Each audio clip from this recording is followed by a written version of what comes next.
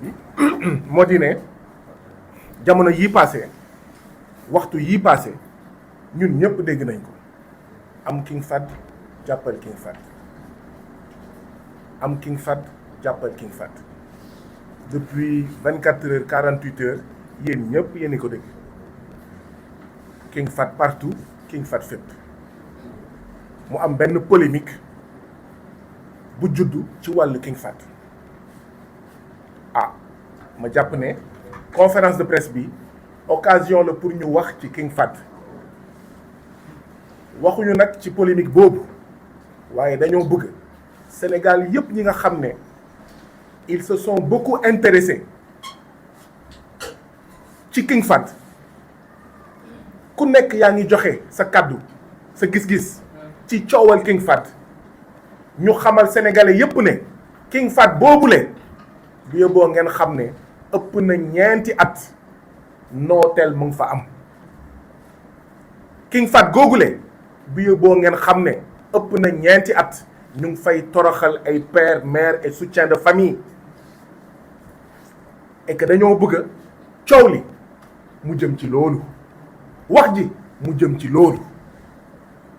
ndaxte ñëpp xam nañ père mère ak soutien de famille lan moo la war te mu am 76 pères et mères 76 pères mères et soutien de famille yoo xam ne d'accord dañ leen toroxal mais nee nañ Racine Sy mooy président directeur général noonu ngeen koy woowee président directeur général bu hôtel King Fahd Palace man de jàppuma loolu dama jàpp ne Racine Sy mooy président destructeur général bu hôtel King Fahd Palace ndaxte liggéeykat yiy toog hôtel King Fahd Palace bu muy tudd Méridien xamoon nañ nu mu meloon ak léegi nu mu mel mu ngi mel ni yàlla ak yàlla bi ko Starwood di yore ak tey ñëpp xam nañ ne mu ngi mel ni yàlla ak yàlla loolu mooy dëgg ñu jël hôtel bi ci ay loxo tubaab jox ko nit ku ñuul sénégalais Racine Sy mu ñëw jàkkaarloog liggéeykat yi waxam bu njëkk mooy ay waxu patriotisme la fa waxoon di ngeen gis ne fi ngeen jóge ak Méridien ak Starwood ñun dinañ leen mettre dans de meilleures conditions waaye quelle déception quel gàcce quel njaxare lii moo am Racine Sy avec la complicité du président Macky Sall et de son gouvernement dafa suuxal hôtel King Fahd Palace nekkatul Abdoul Diarra, employé de l'hôtel King Fahd Palace, poste concierge. Le licenciement de 76 travailleurs du King Fahd Palace Hôtel. La direction du King Fahd Palace a initié un licenciement collectif concernant 76 travailleurs en avançant un motif économique qu'elle n'arrive pas à prouver.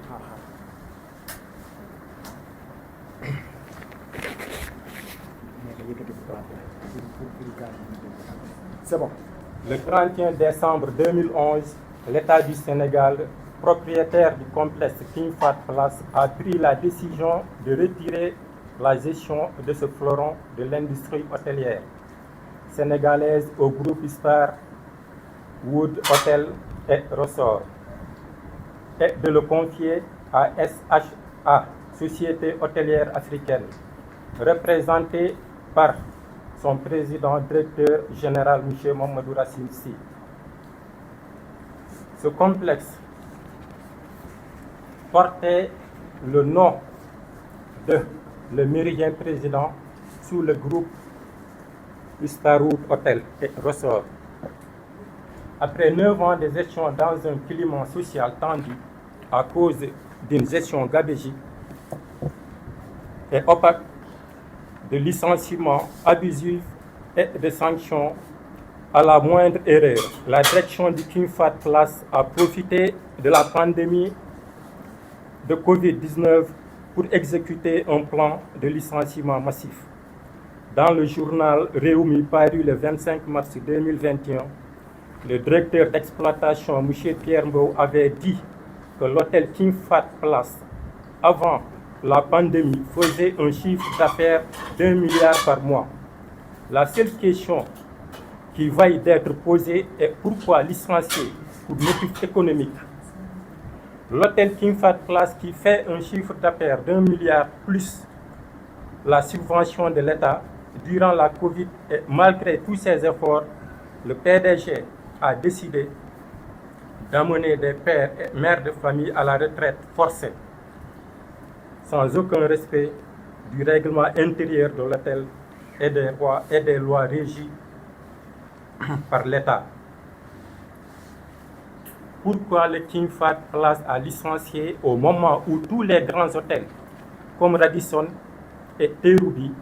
qui auraient fait moins en termes de chiffre d'affaires, n'ont pas licencié? Le Terrou-Bi, qui a bénéficié en même temps que le King Fahd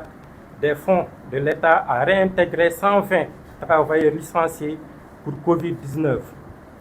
En mai 2022, à l'inspection du travail, il était convenu la réintégration de 76 licenciements ainsi que d'autres points relatifs à une meilleure collaboration entre la direction et l'intersyndicale. Mais cette direction n'est pas dans les dispositions de réintégrer les employés licenciés, car ces postes sont destinés à sa base politique, ainsi ses parents et amis. C'est pour cela que nous osons affirmer que ces licenciements ne sont qu'un règlement de compte pour se débarrasser d'honnêtes travailleurs afin de recruter sa base politique qui n'a aucune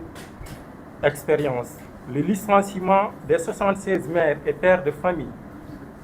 a engendré un drame social sans précédent au sein de certaines familles. Séparation, c'est-à-dire il y a eu des cas de divorce, des enfants qui ne sont plus scolarisés, des familles retournées au village car ne pouvant plus payer le loyer et la scolarité de leurs enfants, les maladies, car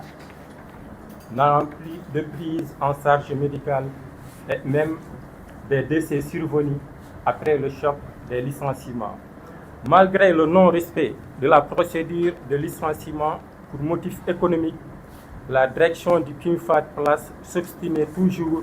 en violant la loi 97-17 du 1er décembre 1997 portant le code travail, notamment en ses articles L60, L61 et L62. Le ministre du Travail, l'époque, s'était prononcé le 25 février 2020 pour les ondes de RFM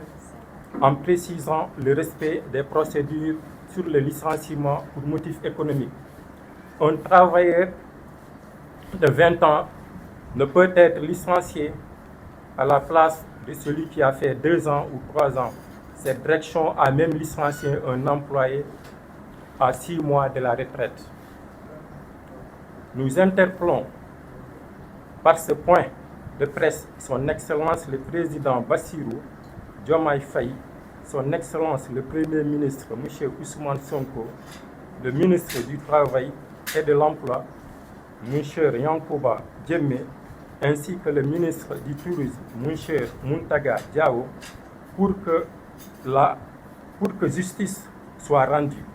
que ces 76 pères et mères de famille injustement renvoyés reprennent leur travail afin de pouvoir se prendre en charge ainsi que leur famille. Je vous remercie. Merci beaucoup, Abdourahmane. Ñu ngi woo suñu membre du gouvernement moo xam président de la République monsieur Bassirou Diakhar Faye, son premier ministre monsieur Ousmane Sonko, suñu ministre du tutelle tourisme monsieur Diawo ak ministre de l'emploi, di nuyu aussi suñu membre syndicaliste monsieur Mody Guiro, bokk mbootaayu kuréelu synthèse, di ne waa King Fahd ñu ngi remercier presse bi fi teew yépp suñuy jooy nag ñu koy dénkaat président de la république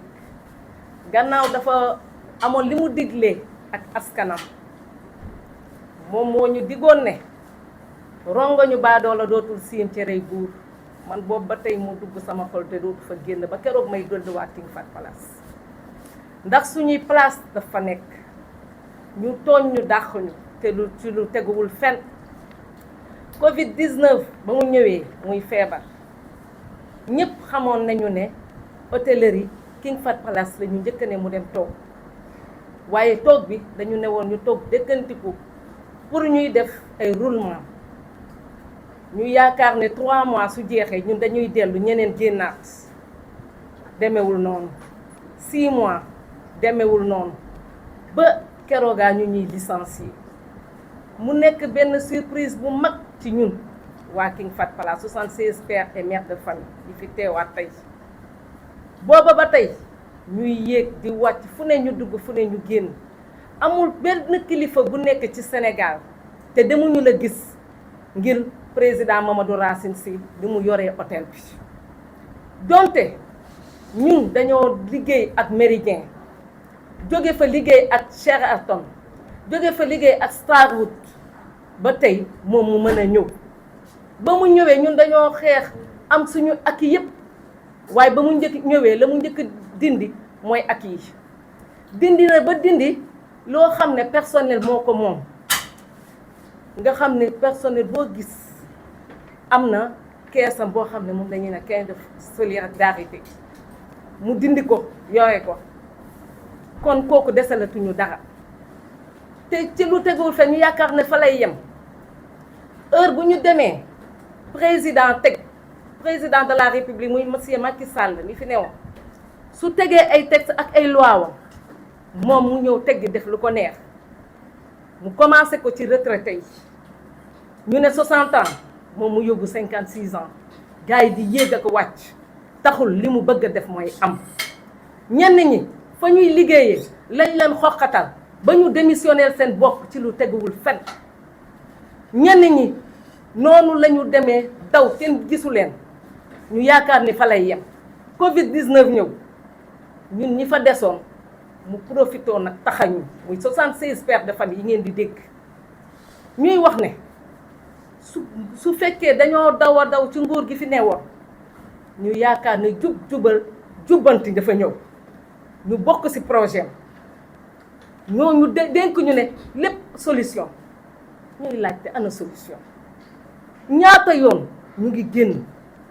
ngi daw ndax dañoo war a continuer ñun di souffrir ñoom ñi des ci biir ñoom ñuy fayee ko di def waykat ba wax na dëgg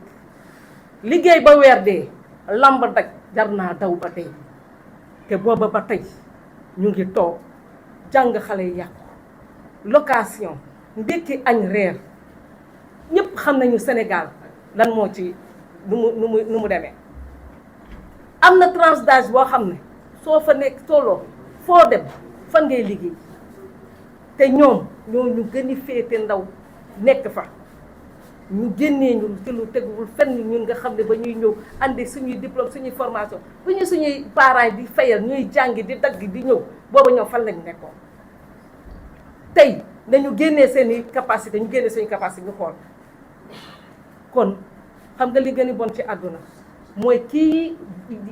jaawale la mu moom ak lañu ko dénk King Fahd état du Sénégal moo ko moom du patrimoine kenn nit ba ngay def lu la neex te yow da nga daan taxaw ci lu la neex bu ñu waxee nga ne dem leen fu leen neex man Racine Sy Mamadou Racine Sy kenn mën na lu ma daal boobu mën nga koo wax ci nguur gi fi nekkoon ñu nangu ko ndax looloo am waaye nguur gii doog a ñëw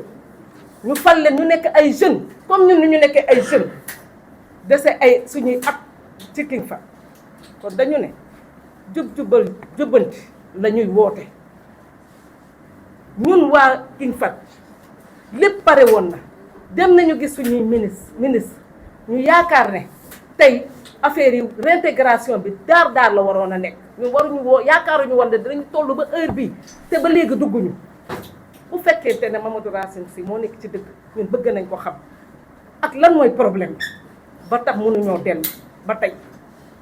ñun loolu la ñuy laaj ndax ñun ñoo tooñ bu dee ñun la ñu xam bu dee moom moo nekk ci dëgg itam ñu xam waaye sonn nañu ci wër-wër loolu ma leen di gërëm bu baax a baax di leen wax ne wax bi nii rek la mënoon a dem sonn nañ daayi nañ fu ne dem nañ fu ne dugg nañ yéen nii neexatu yéen nii neexu dëgg rek mooy dëgg fa la ñuy King Fat du dossier bi nga xamante ne dafa bees ndax baax na ñu fàttali tuuti on se rappelle à l'époque en 2020 biñ doon xeex ak ancien régime bi ci par rapport ak sur beaucoup de dossiers FRAPP dafa amoon benn comment dire plateforme bi mu tegoon plateforme boobu ñu ngi ko doon woowee doy na ci doy na boobule liggéeykatu King Fat Palace yi ñoo ngi nekkoon foofu donc tey 2020 2021 2022 2023 ba 2024 tey liggéeykat yi bu ñu fi ñëwee daf ñuy xaw a bett parce que wax dëgg fa ne yàlla ñun amoon nañu xalaat ak njort bu rafet ni que tey jii nii waroon nañ leen fekk vraiment père et mère et soutien de famille yi ñu dellu ci seen bërëbu liggéeykaay yi métit lañ ciy am parce que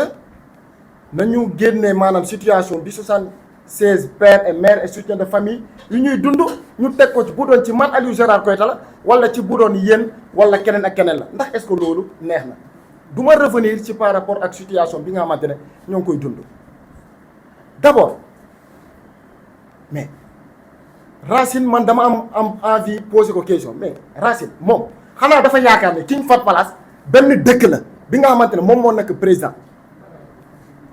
bi Sané doon wax bi mu amee woon ca mooy théâtre am boobu noonu groupe bi man maay roos mais di rocc mais Racine mais est-ce que ça va mais naka la ñuy dàqee 76 pères mères et soutien de famille ñu ne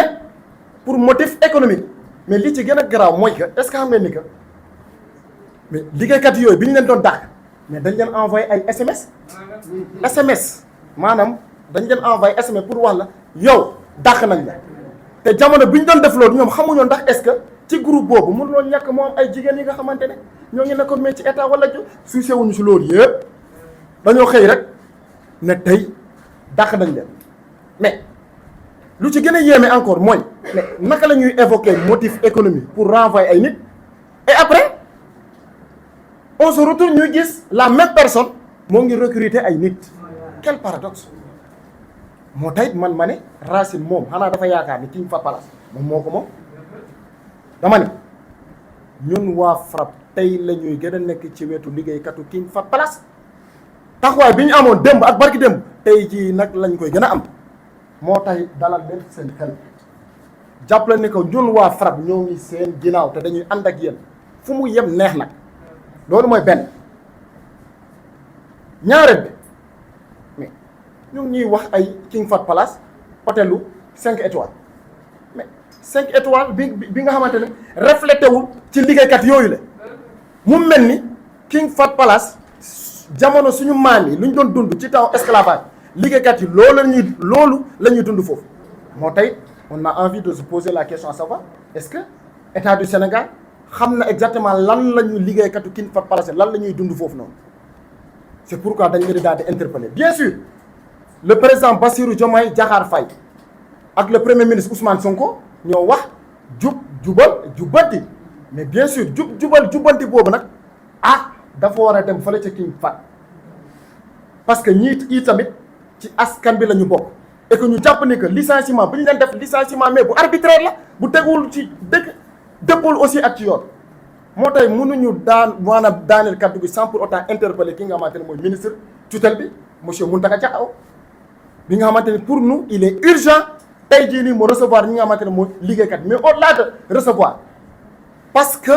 il est important parce que ñëpp xam nañ ni que changement bi ñu doon wax ni que pouvoir bi fi toog dafa am lu mu suscité et donc tey jii nii lu ñuy sàkku foofu mooy que nañu xool naka la ñuy gérer cas bi lu mu gën a gaawee parce que nañu waxante dëgg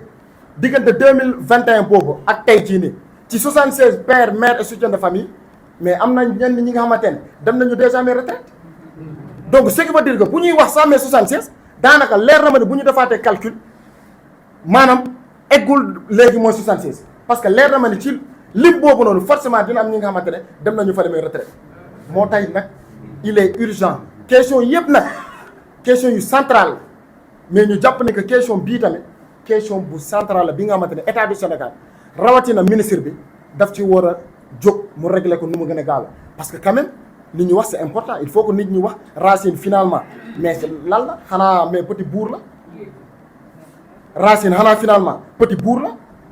moo tax loolu ñun waa FRAPP mënuñu ko seetaan li woon maanaam li nga xamante ne moo fi amoon démb ak barki démb woon dina de amatul de ah déedéet bu fekkente ne Racine dafa am fu mu doon jaaraat ak ñenn ñi nga xam ne ko loolu léegi kii watul de amatul de moo tax nag bien sûr ñun waa FRAPP lépp lu ñuy mënti def dañ naan ah bu fekkente ne bien sûr liggéeykat yi andi nañ ci ndax bu fekkente ne question bi jëluñu ko au sérieux ah mënuñu exclure sax dem fële ca King Fahd Palace ñu dem laaj Racine xanaa yow yaa moom ki ni me King Fahd li may wax foofu maanaam du ñu exclure sax dem ba ci buntu King Fahd Palace def fa li nga xamante ne mooy sitting bien sûr bu fekkente ne liggéeykat yi ànd nañ ci parce que ñu jàpp ni que dañoo jàpp ni que Racine il faudrait que quand même mu kii wax ñu exactement mbir mi nan la ak naka la donc lii laa amoon ci li ma doon wax ci kii wolof aujourd'hui le FRAPP exprime toute sa solidarité aux 76 pères, mères et soutiens de famille de l'hôtel King Fahd qui ont été arbitrairement licenciés pour motifs économiques. Et le pire dans tout ça, c'est que le 12 février 2021, ces travailleurs ont reçu des SMS qui ont été envoyés par SAHA, c'est-à-dire la Société hôtelière africaine, en violant, c'est-à-dire la loi 97 du 1er décembre 1997 portant Code du travail en ses articles L60, L61 et L62. Depuis lors, ces braves pères, mères et soutiens de famille luttent pour leur intégration. C'est pourquoi le FRAPP aujourd'hui plus que jamais va continuer à soutenir pour ces travailleurs qui ont été licenciés de manière arbitraire. Mais il faut le dire aussi, il y a une urgence d'agir aujourd'hui. Parce qu'on ne peut pas comprendre. On nous dit que l'hôtel King Fahd Palace est un hôtel 5 étoiles. Mais nous pensons aujourd'hui qu'il doit aussi, surtout, être un 5 étoiles en matière d'épanouissement pour les travailleurs. Mais le contraire est que, c'est-à-dire, on est en train de voir le King Fahd Palace transformé, c'est-à-dire à un jungle où Racine dicte les lois. Et nous pensons que cela ne doit plus passer. C'est pourquoi le FRAPP va continuer la lutte avec ces travailleurs-là. Et si jamais, dans les jours à venir, l'État du Sénégal, en l'occurrence le ministre, ne règle pas la situation des travailleurs, et bien sûr, si les travailleurs sont d'accord, le FRAPP n'exclura pas, en tout cas, d'organiser une manifestation devant l'hôtel King Fahd Palace pour dénoncer la malgouvernance que ce petit Racine est en train d'imposer, c'est-à-dire à l'hôtel qui appartient à tout un État, mais aussi exiger, c'est-à-dire la réintégration de ces braves